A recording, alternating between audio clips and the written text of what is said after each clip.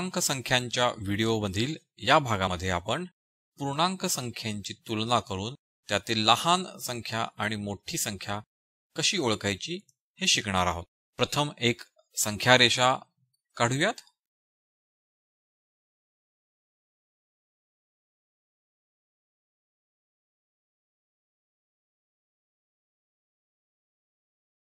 आता आपण या दोन संख्यांची तुलना करूयात।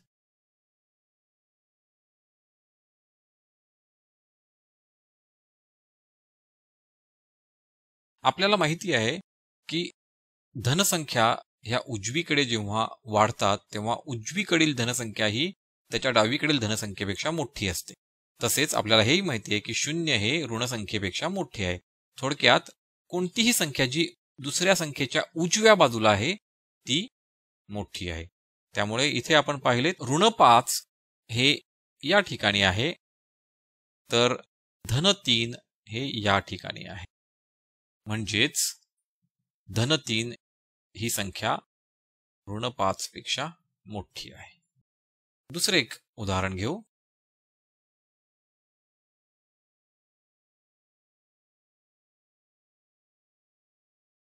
या ठिकाणी ऋण 3 संख्या इथे आहे तर ऋण 5 संख्या इथे आहे आणि या दोन संख्यांमध्ये आपल्याला दिसते की ऋण 3 हे उजव्या बाजूला आहे।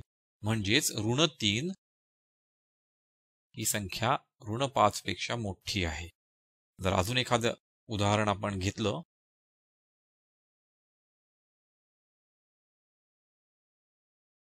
धन 5 आणि धन 3। धन 3 इथे आहे, धन 5 इथे आहे। यामध्ये धन 5 हे उजव्या बाजूला आहे म्हणजे धन 5 ही संख्या धन 3 पेक्षा मोठी आहे। आणि आता ऋण 3 आणि धन 5। ऋण 3 या इथे आहे, धन 5 या इथे आहे आणि धन 5 हे उजवीकडे आहे त्यामुळे धन 5 हे ऋण 3 पेक्षा मोठे आहे। आता या चारही उदाहरणांचं जर आपण सखोल निरीक्षण केलं तर आपल्याला लक्षात येतं की जिथे जिथे एक संख्या ऋण आणि एक संख्या धन आहे म्हणजेच या उदाहरणामध्ये एक संख्या ऋण आहे आणि एक संख्या धन आहे। तसेच या उदाहरणामध्ये या दोन्ही उदाहरणामध्ये एक धन आणि एक ऋण आहे त्यावेळी धनसंख्या ही नेहमीच मोठी ठरते। धनसंख्या ही नेहमीच मोठी ठरते।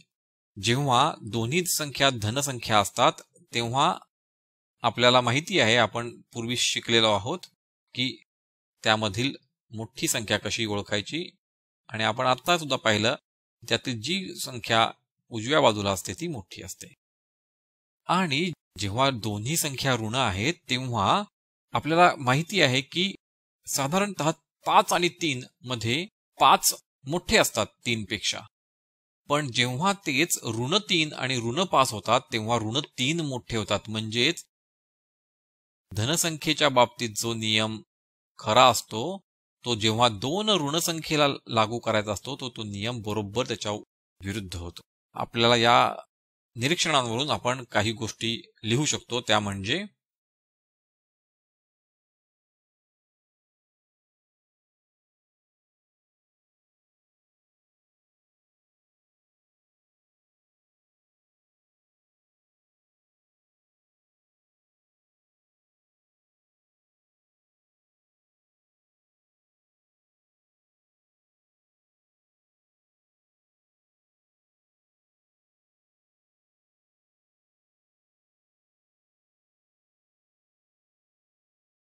या व्हिडिओमध्ये आपण पूर्णांक संख्येची तुलना करून त्यातील लहान आणि मोठी संख्या कशी ओळखायची हे पाहिले।